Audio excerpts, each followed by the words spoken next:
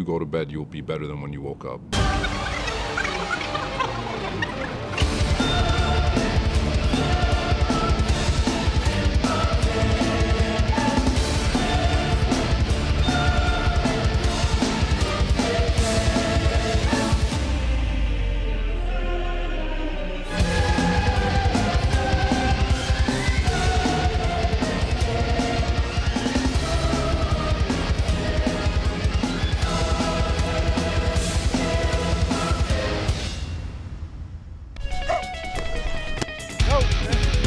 Have day today, dog.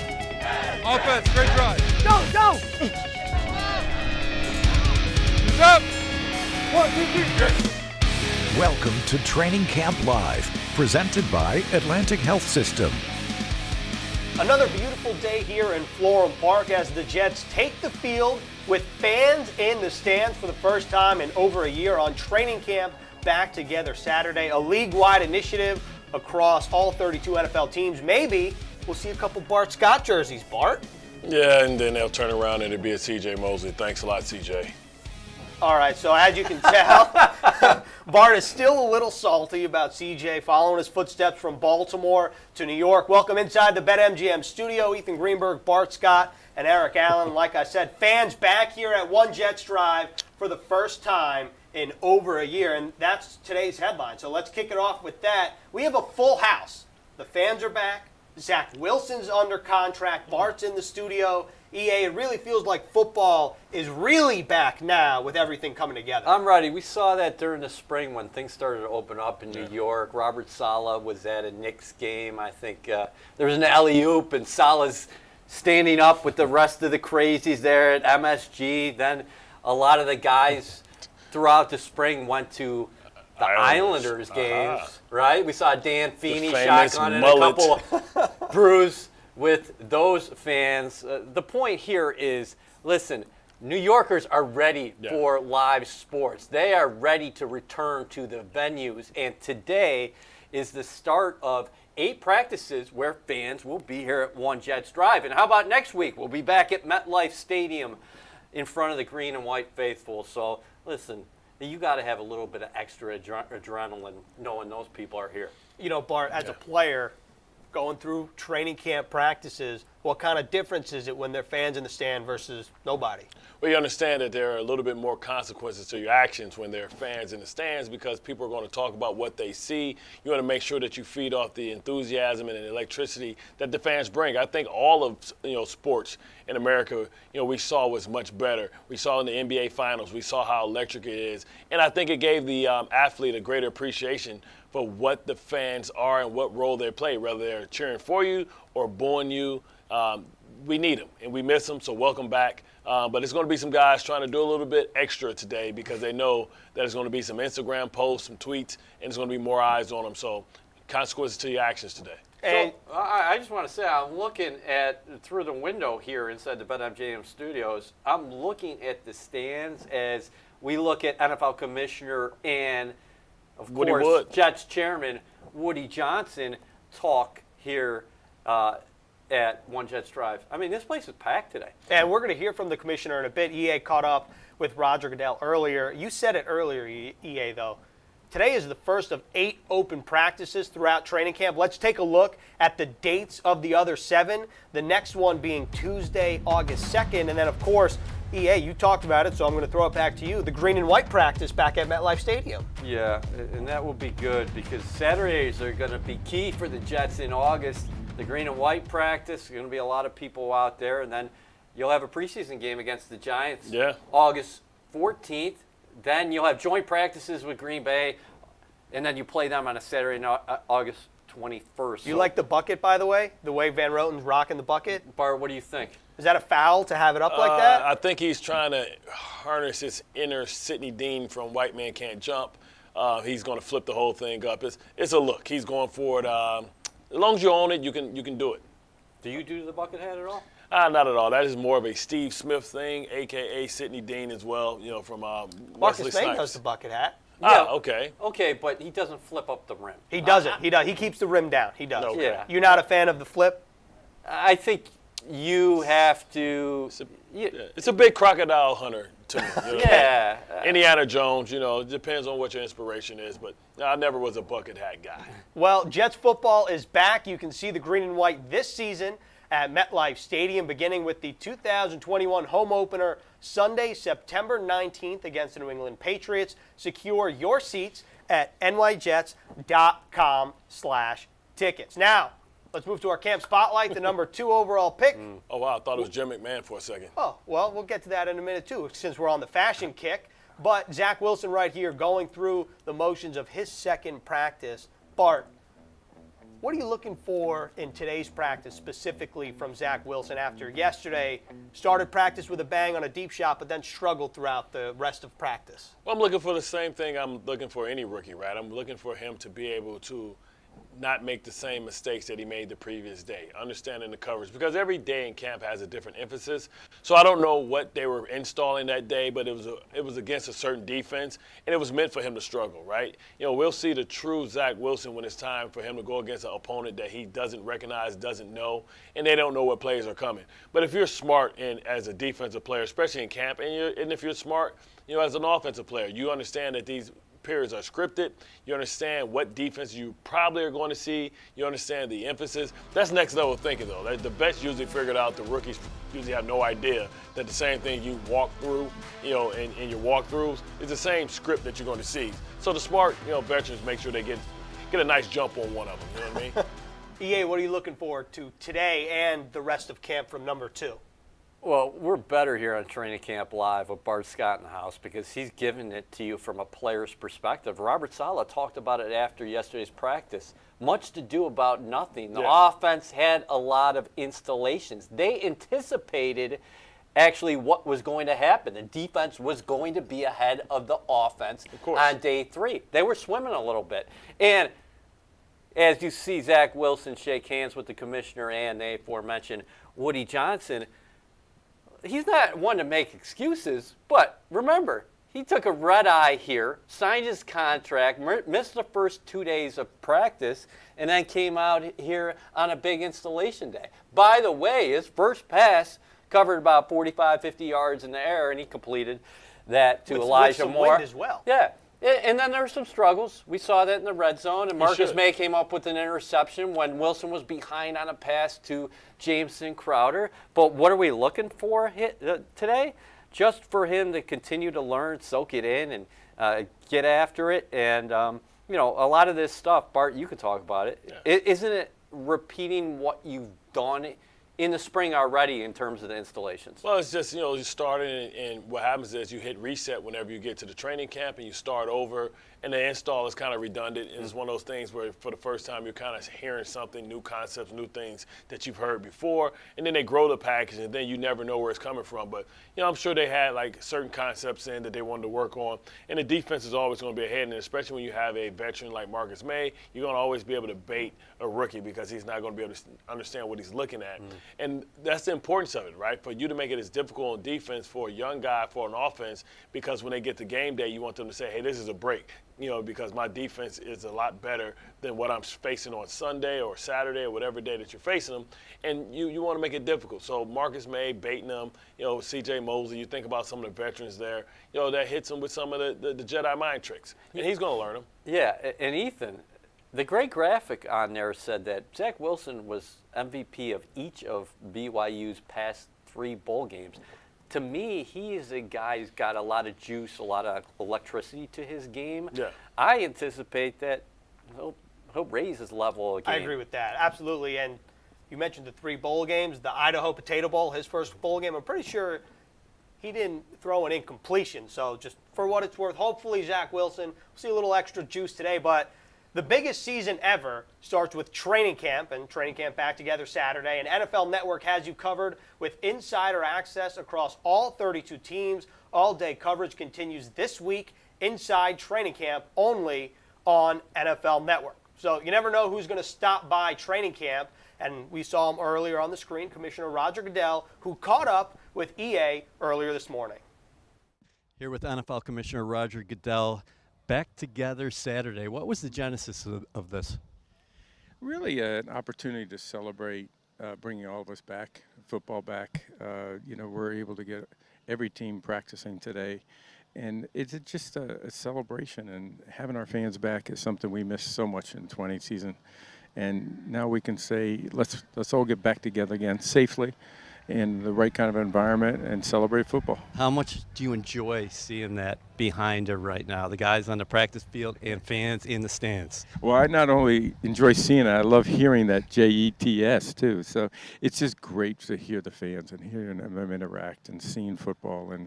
And we've got hundreds of thousands of fans that are going to be in a camp today and really enjoying it. And, seeing the players who are excited to be out here and have the fans, it's just it's a big day for us. A bit of nostalgia for you? 1983, go back, Jets PR intern? Yeah, it's been a while, but yes, it's fun. Listen, this was not the camp I was in. We were out in Hofstra, so it was quite a bit different. But that year with the Jets was great for me, and I have so many lifetime relationships with players and coaches and others that I just really cherish. I got to imagine you wouldn't have believed the story. Somebody would have told you you were NFL commissioner in 2021.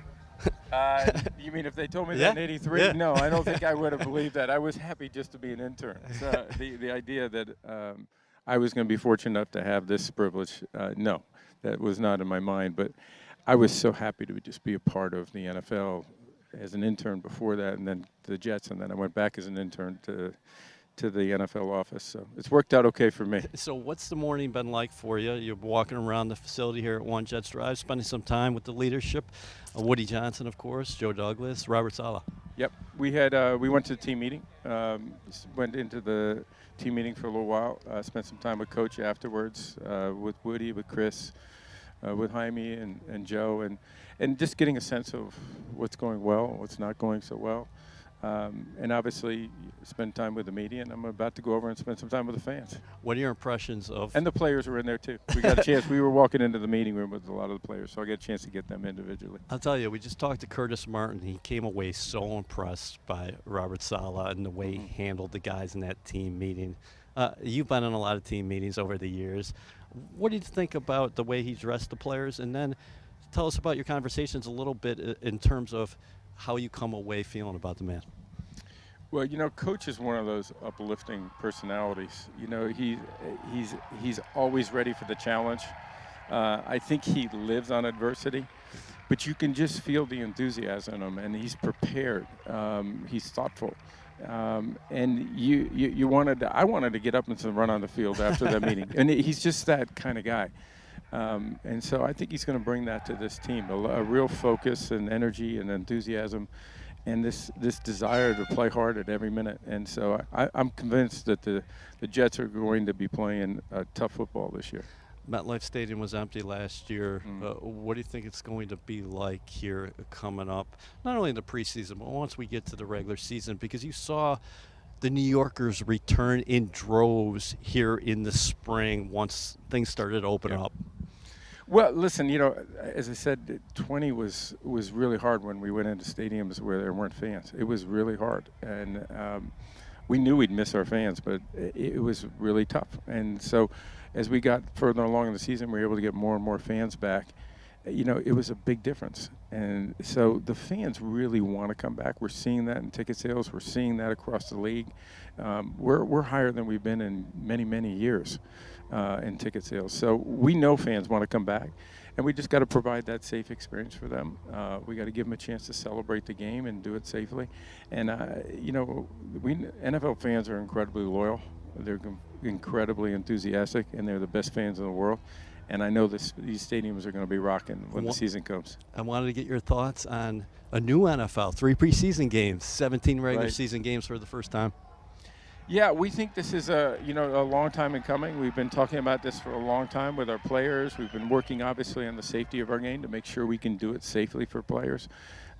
We know our fans want this. I think less preseason and more regular season was something that was clearly on their mind. And so we feel really good about it. We also like the idea we're going to have a week, 2 weeks before the start of the regular season, before that, after that last preseason game. And then we have the expanded postseason, which we did last year for the first time. So we think we've actually really, increased the competitiveness of the league. We've made it safer for everyone, and I think the fans are going to really be able to engage in more. I always say it's the best time in the world to be an NFL fan because there's more quality football, and we like to say this season is going to be bigger and better than ever, and I think fans are going to have a way to engage with this game that they never had before. That's Commissioner Roger Goodell. Thank you so much for your time. Go enjoy practice. Thank you. Appreciate it.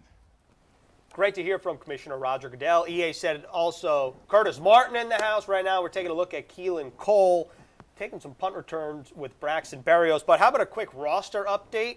Yesterday, the Jets released kicker Sam Ficken. They signed Matt Amendola, which means Amendola and Chris Nagar, the only two kickers on the roster. And also, just an injury update. Robert Saleh said that Ashton Davis and Vinny Curry, both of those guys, won't be activated until week 2 of the regular season, but Quinnen Williams should be ready to roll for when the Jets travel to Green Bay for joint practices against the Packers later this month. And let's stick with the defensive line. This is probably the Jets' best position, and it's a crowded room. So, Bart, how do you separate yourself once the pads come on from each other, and what are you looking for from someone not named Carl Lawson? Well, you want to be able to show different dimensions and added dimensions, right? You can't just be one-dimensional. You can't be just a guy that you can throw in there and say, hey, when it's a run, this dude's solid, but he can't convert and be able to get it some type of push, some type of pass rush. And you can't be a guy that's great on pass rush but can't set the edge on defense, because in order to get a sack, you got to earn the right to put the opposing offense in third and long, second and long. To do that, you got to earn the right. And, still sharpen steel. And what I like about this, whenever you go to a 4 defensive line set, a 4-3, it's really predicated on guys going out there and giving it their all, because you know that you have a backup coming in that's going to keep you fresh so that you can go 100%. The 3-4 is a little different, right, because you stay out there for the majority of the time. But it's no way that you're in a 4-3, because you're fighting double teams a lot of the times, because you think 4-3, you think if they have a tight end and they have 6 against 4, so you have to beat more than one guy, beat half a man.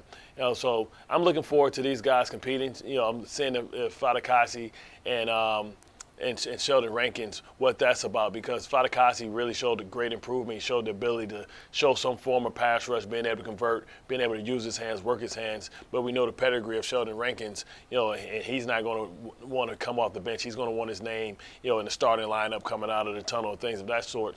And that's what happens. And collectively at a race, everybody level. And who's going to be the opposite pass rusher opposite of Lawson? We know Lawson's penciled in. We understand that. But who's going to dare to be great and be that opposite guy that said, hey, you know what, this spot's open, I'm going for it? I know the pads haven't come on yet, but Carl Lawson has been impressive. Robert Saleh did say right now the defensive linemen with no pads on do have the advantage, because the offensive linemen don't have a lot of cloth to grab onto.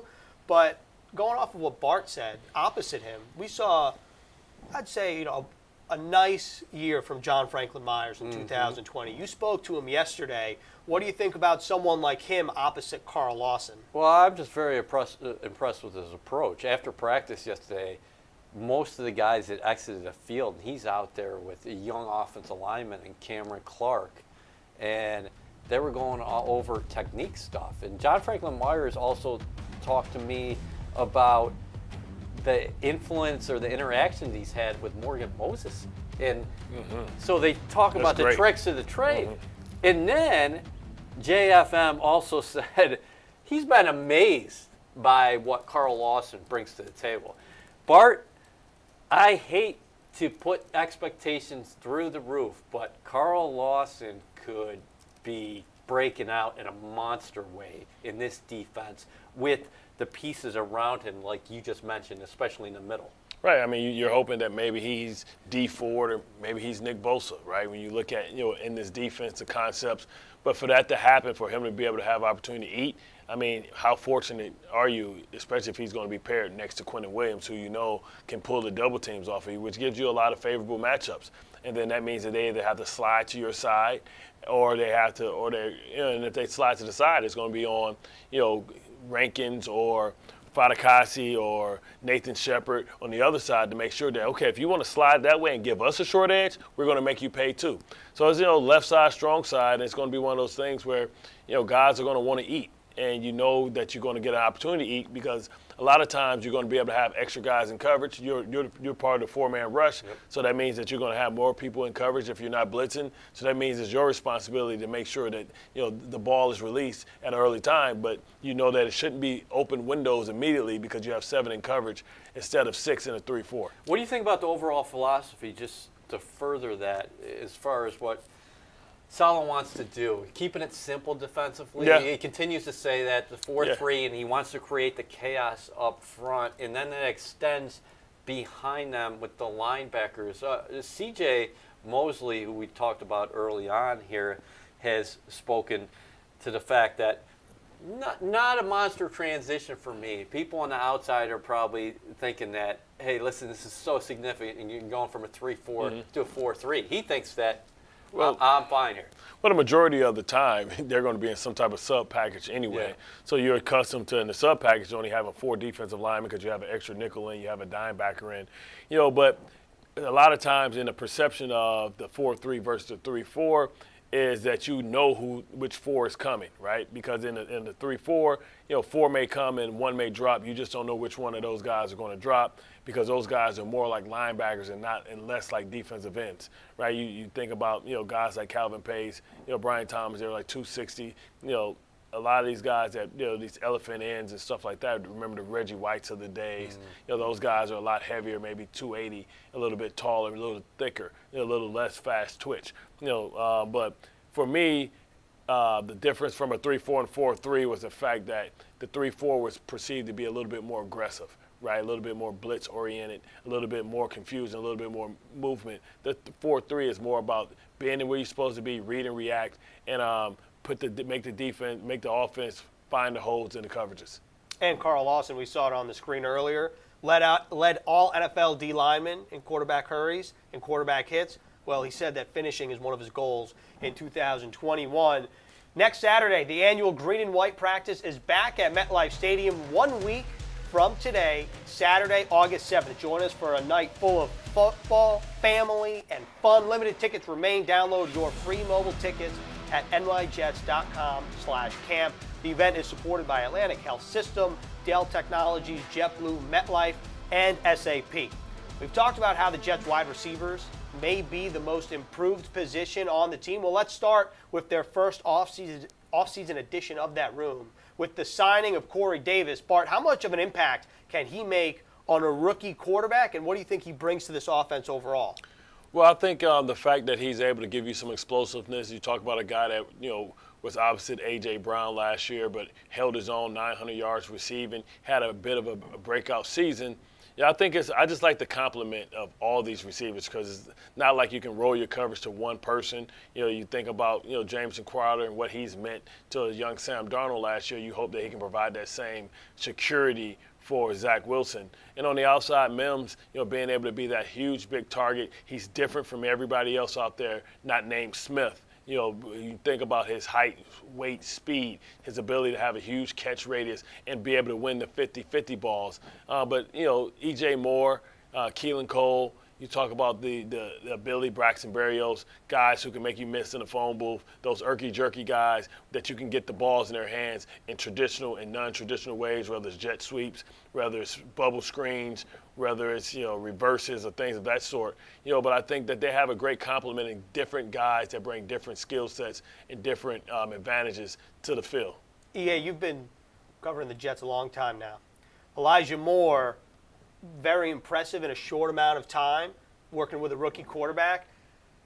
Have you seen this kind of connection from an early stage in your time covering the Jets? And what do you think of Moore so far through 3 practices? Wow, that's interesting. I mean, rookie to rookie? Who was Sanchez's guy that first training camp, 09? I mean, Scotty McKnight. I don't know. I think he had Cox. He had a little veterans right there. I don't know if he really had a young guy. Yeah. How about you first-year Jets? You think about Sam Darnold and you think about Robbie Anderson, even though I don't believe Robbie Anderson was a rookie. I mean, I think this is the first combination of rookie to rookie guys that we kind of saw. because usually, when you think about when Sanchez was picked, he was inheriting a veteran squad. Yeah. And you guys were all dialed up and ready to go. Yeah, maybe Chad Pennington, maybe Chad Pennington. I Well, don't know if Santana Moss or somebody was there. But Pennington did not play right away as a rookie. He sat behind Vinny Testaverde. Then he took over, and the guy who he latched on with, part of the same rookie class, part of that 2000 rookie class, Lavernius Cole. Right. You saw the instantaneous connection those two had. Where there are similarities between the pairs, I would say, is you already know that Zach Wilson and Elijah Moore not only have chemistry on the field, they have chemistry off the field. Because we talked about it before. When OTAs or a mini camp was completed, they hung around here locally in New Jersey, and they went running routes there at a local high school. So, no, I think they have this 2 to 8 has a chance to be a very impactful pairing for the Jets for a while. And, I will say the pads have not come on yet. Still a lot of ball to be played. But one more segment before we wrap up. Let's bring back the round table. Training camp, like I said, the pads haven't come on yet, but which training camp battle are you paying attention to the most? We'll start with EA, then we'll go to Bart, then I'll wrap it up. How about nickel cornerback? Because Bart just mentioned that you're in sub so many times anyway because teams are loading up the receivers on the field. So no Brian Poole this year. Yeah. So Brian Poole just signed with the New Orleans Saints. He was here for a couple of years. I thought Javelin Guidry did some nice things last year. He's a 4.29 guy, undrafted free agent in Utah. 4.29. Four forced fumbles, so he brought the hammer as well last year. But he'll be challenged by Michael Carter II here from Duke. Maybe Jonah. Who is very productive. Jonah's trying to get after that. There you go. You got a 10 and an 87 out there. Is that a Duke jersey? No, that's a Zach Wilson jersey. Oh my God! I was like, no way, no way. You said we were talking about Duke for a minute. If you're seeing a Duke jersey out there, Bart, I think it's probably Carter. Should be Carter. Or Jamison Crowder. Oh yeah. Oh, I didn't know. When did Duke start putting out receivers? How about that? Yeah. No, but I really do have my cornerback as a whole. We're going to have to monitor that throughout training camp because can anybody make a push on the outside for Bryce Hall, Bless Austin? But I really have my eyes on the inside because Bart knows this. That is such a important position on an NFL defense. Bart, what about you? Well, for me, I'm going right to the person that the nickelback battle is going to be going against, and the people that are going to have a lot to do with who's going to be the starting nickel in that squad. And that's the slot receiver, right? That's Jamison Crowder, who's the crafty old veteran. Not saying that he's old, but he's older, right? You got Keelan Cole in there, a veteran as well that has made plays in this league. But then we talked about EJ Moore, and the connection with Zach Wilson. So that means he's going to get plenty of opportunities because they feel like they have that shake and bake nonverbal communication where they can kind of figure out what each other are looking at the same time. So you talk about that, will the wily veteran, go quietly into the night or will the young lion in his enthusiasm come through and say, you know what? I think it's my time to shine and fight and push him for opportunities. I think that's definitely going to be the competition I'm most interested with. I'm going back on the defensive side of the ball. I'm going actually the linebackers. I was unintentional, but if the Jets were to play you today set that up. No, I swear I did not. I swear I did not. He pushed a button underneath the desk. Yeah. Look, right now, if the Jets were to play a regular season game, you would imagine C.J. Mosley and Jared Davis would be the two starters. Well, who's that third spot? Is it Blake Hashman, who we just saw? Is it Hamza Nasruddin? Is it Jamien Sherwood? I'm very interested to see how they separate themselves once the pads come on and once both sides of the ball can get to some thumping. But speaking of pads coming on, the offensive line will be excited to get the pads on. Well, how about a rookie pumping up the crowd with fans back in the stands? Let's take a look at Elijah Vera Tucker. Oh yeah, look at this. AVT is pumped up. Yeah, don't blow your don't pull anything or Bart's going in GM mode, huh? Yeah, come on, rookie, don't let's calm down. Let's not. First of all, don't become a meme by tripping and looking like PJ Tucker in the playoffs when Chris Paul crossed him over. And that is how we end this episode of Training Camp Where did Marcus Live. May get those shorts? I don't know. We'll go ask him maybe after practice. But we'll find out for next Training Camp Live, presented by Atlantic Health System. We're back right here inside the BetMGM studio next Tuesday.